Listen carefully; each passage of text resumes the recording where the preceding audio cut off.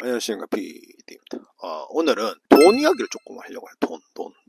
그래서 저도 뭐 엄청난 자산가는 아니지만 그래도 뭐 일반적인 평균 이상은 자산을 사실은 보유를 하고 움직이고 있는 상태이기 때문에 최소한 저만큼은 이 영상을 보시면 요런 거 샌님처럼 하면 최소한 샌님만큼 더 되겠다, 샌님보다 훨씬 더 잘 될 거라는 것을 제가 말씀을 드리고자 이렇게 영상을 만듭니다. 절대 제 뭐 자랑은 아니고 제가 이 12, 3년 동안 어떻게 해왔는지를 알려드릴 테니까 기본인 이야기만 드릴 거예요. 어려운 거 절대 포함되지 않습니다. 이것만 하시면 여러분들은 어느 정도의 자산을 꾸려나갈 수 있지 않나 라고 생각을 합니다. 그래서 네가 얼마 버니 이 새끼야 이러면 뒤로 넘어가 주시고, 그래도 네가 그래서 얼마 버니 이 새끼야 라고 하시는 분들보다는 아마 자산 조금 더 가지고 있지 않을까라는 자신이 있기 때문에, 아무튼 특히 신입사원 여러분들 이제 입사하고 4, 5, 6, 7, 8, 9, 10, 11, 8개월 이제 지나갔어요. 이제부터 만약에 여러분의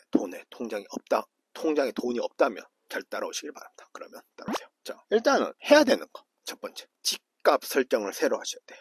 뭐지? 샌님, 저는 이미 집을 했는데요. 그런 분들은 어쩔 수 없어요. 어쩔 수 없고 다시 집을 찾으시면 좋긴 한데, 그렇다고 다시 집을 찾으면 뭐 조기 비용 내냐, 뭐 해약금 내냐, 뭐 기타 등도 머리가 아프지만 일단은 참고를 해주시면 좋겠고, 이 영상을 보시는 25년부터 4월부터 이제 일하시는 분들은 집을 이제 조금 있으면 구할 시기니까 잘 생각을 해주시길 바랍니다. 첫 번째, 절대로 여러분의 테두리를 베이스로 해서 30%를 넘어가는 금액의 집은 사시면 안 됩니다. 그 말은 뭐냐면, 만약에 일반적으로 도쿄에서 월급이 요즘 기본급이 세전 한 24만에서 한 25만 정도 돼요. 도쿄 같은 경우에는 보통 한 23만원인데 뭐 어깨별로 조금씩 다 달라가지고 뭐 말을 못하겠는데, 23만, 24만원 정도 되면 주민세를 떼는 연차가 아니기 때문에 1년 차에는 19만원, 한 20만원 정도 될 거예요. 그러면 이 테두리 20만원, 세후 20만원이라면 여기서 30%라고 하는 관리비 포함해서 집에 들어가는 거는 6만원으로 선으로 컨트롤 하셔야 돼요. 형님, 도쿄에 6만원짜리 집이 어디 있어요? 그러니까 모두들 도심부에는 안 살아요. 도쿄는 아시잖아요, 여러분. 보통 1시간, 뭐 조금 가까워도 한 40분 거리에서 출퇴근을 하시는 분들이 거진 대부분이십니다. 그렇기 때문에 절대적으로 생각해야 되는 게 정해져 있어요. 물론 상여금이라는 거, 뭐 그거는 뭐 분기별로 들어올 수도 있고 여름 겨울 상여금이 이렇게 나오지만 월 벌어가는 거는 사실은 잔업을 하지 않는 이상은 그 회사에서 나오는 돈은 일정적으로 정해져 있다고 했죠.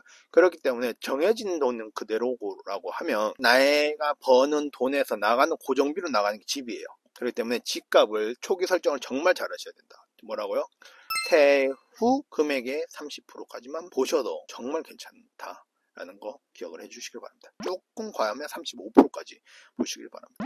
자, 두 번째는 바로 월급을 받으면 그 월급에서 일정 금액, 단돈 10,000원이라도 다른 통장, 내가 잘 확인을 하지 않고 일단은 던져둘 수 있는 통장으로 10,000원 정도에서 20,000원 정도만 송금을 해두세요. 자동 송금을 좀 걸어두시길 바랍니다. 그렇게 하시면 초반에는 몰라요. 초반에는 뭐 그게 10,000원, 20,000원 뭐 크게 돼? 그게 1년이 지나면 24만원이고 2년이 지나면 48만원이고 3년이 지나면요 72만원, 3년이 700만원, 70만원 이상의 돈이 모인단 말이에요. 그렇게 일단은 월급을 받으면 뺄 수 있는 통장으로 자동이체를 반드시 걸어두시라. 단돈 10,000원이라부터 시작을 하시길 바랍니다. 네 번째는 바로 조금 테크닉이 들어가는 거긴 한데, 여러분들이 신니사 계좌라는 것을 트시길 바랄게요.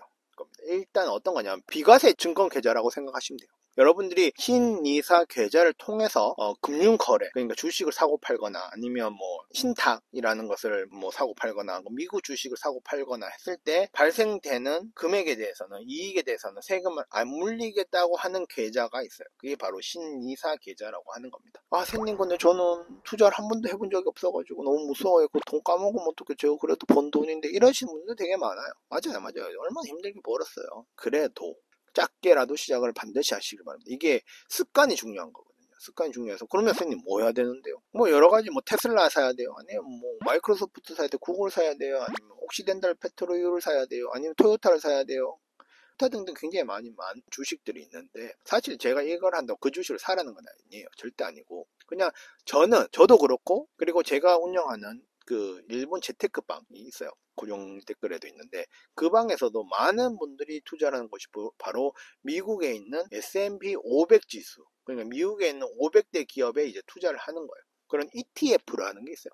투자 신탁이라는 게 있는데 거기에 그냥 저는 매달 한 10만 원씩 넣고 있습니다. 제가 직접 그렇게 하고 있어요. 그런 곳에서라도 단돈 10,000원이라도 넣어두시면 어떨까라고 생각을 해요. 저는 그때 아까 전에 말했던 월급 들어오면 한 2만 원 빼두고 한 10,000원 정도는 그 니사에서 투자를 하시면 어떨까라고 생각해요. 초반에는 그렇게 큰 의미가 없어요. 그럼 어차피 투자한 돈도 작으니까 올라봤자 얼마 올라요. 대신에 3년, 4년, 5년이 지나면 투자를 적립식으로 해가면 의미 있는 숫자는 반드시 나타납니다.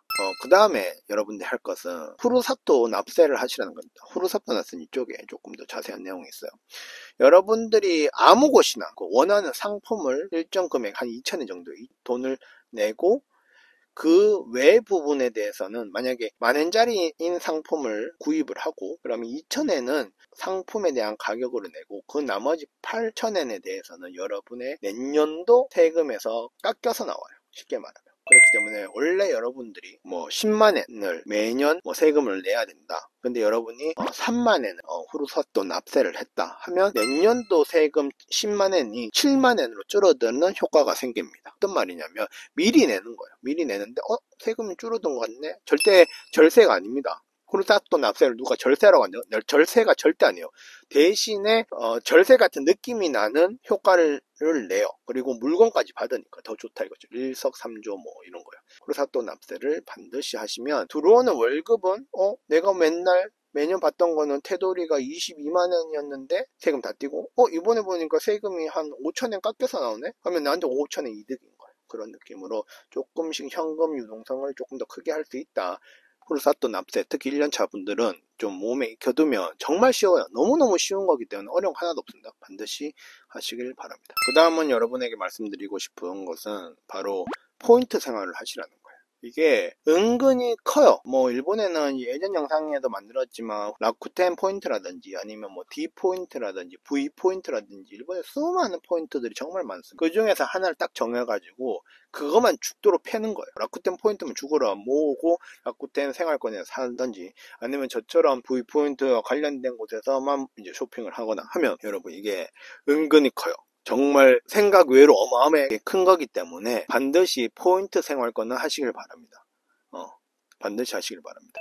그 다음에 말씀드리고 싶은 게 부업을 하시라는 거예요. 선생님 부업도 그거 힘들잖아요. 맞아요. 사실 일 열심히 하고 오고 하면 그리고 주말에 놀고 싶고 친구 만나고 싶고 술 먹고 싶고 하는데 그거 언제 부업해요? 그러니까 못하는 거예요. 그렇게 생각을 하면 부업을 못하고 내가 통장에 꽂히는 돈을 못 늘리는 거예요. 그렇기 때문에 그런 걸 극복할 수 있다라는 걸 하셔야지 돈 조금이라도 모입니다. 저도 총 한 12년 정도 일본 살다가 부업한 건 7년밖에 안 됐는데 뭐 유튜브도 어떻게 보면 부업이긴 하죠. 그런 부업을 하면서 여러분의 현금 유동성을 조금 더 키우는 것을 굉장히 추천드려요. 부업에 대해서 조금 더 여러분에게 경험한 걸 베이스로 몇 개 더 말씀을 드리는 영상을 나중에 한번 만들어 보겠습니다. 그렇기 때문에 근데 취업이죠 어떻게 부업해요 라는 것도 있지만 그런 건 영상 나중에 한번 만들어 보도록 하겠습니다. 일단은 자격 외 활동이라는 그런 자격을 받을 수 있어요. 입국관리국에서. 그러니까 그런 걸 일단 받고 하시는 분들도 많고 조금 귀찮은 프로세스를 지나면 그래도 돈은 충분히 4, 5만 원씩 버시는 것도 충분히 가능하다라는 것을 말씀드립니다. 그리고 다음은 전직을 하라는 거예요. 물론 이제 입사했는데 어떻게 전직을 해? 그렇죠. 물론 지금 입사하신 분들은 전직을 하시면 안 돼요. 여러분의 이력에 스크래치가 나니까 하시는 건 아닌데 만약에 여러분들이 전직을 하시고자 한다면 이것도 그냥 기본급 많이 가는 곳으로 하는 게 아니고 여러분들이 한 만큼 정량화된 숫자로 평가를 받고 정당하게 상여금이나 인센티브를 받을 수 있는 곳으로 이직을 하시는 걸 추천드려요. 민트 부동산은 그래요. 열심히 하면 많이 가져가요. 그렇기 때문에 그런 곳으로 이직을 하면서 내 몸값을 불려가는 것도 제일 좋은 효과가 아닐까라고 생각해요. 또 대신에 급하게 막 하는 게 아니고 준비를 좀 많이 해서 하시는 것을 가장 추천을 드립니다. 이렇게 7개 정도 말씀드렸는데 여기서 제가 안 하고 있는 건 없어요. 다 해요. 전직 빼고는 다 하지만 여기서 말씀을 안 드린 거라고 하면 뭐 이데코라고 해서 또 다른 금융 상품이 있는데 그거는 뭐 굳이 해도 되고 안 해도 되는 거라서 딱히 이렇게 말씀을 안 드리겠습니다. 그래서 이 정도만 해도 조금씩 여러분의 자산이 커가면 언젠가는 사회 초년생 여러분들도 최소한 셋님만큼은 된다라는 걸 약속드립니다. 이렇게 여기까지 피디었고 좋은 하루 되고 파티 같은 하루 되면서 조금이라도 뭐 궁금한 점 대표님 이거 조금 더 말씀해 주세요 하시는 거는 고정 댓글에 있는 링크에 들어오셔도 되고요. 아니면 댓글로 남겨주셔도 언제나 답을 드리도록 하겠습니다. 그럼 좋은 하루 되세요. 아디오스.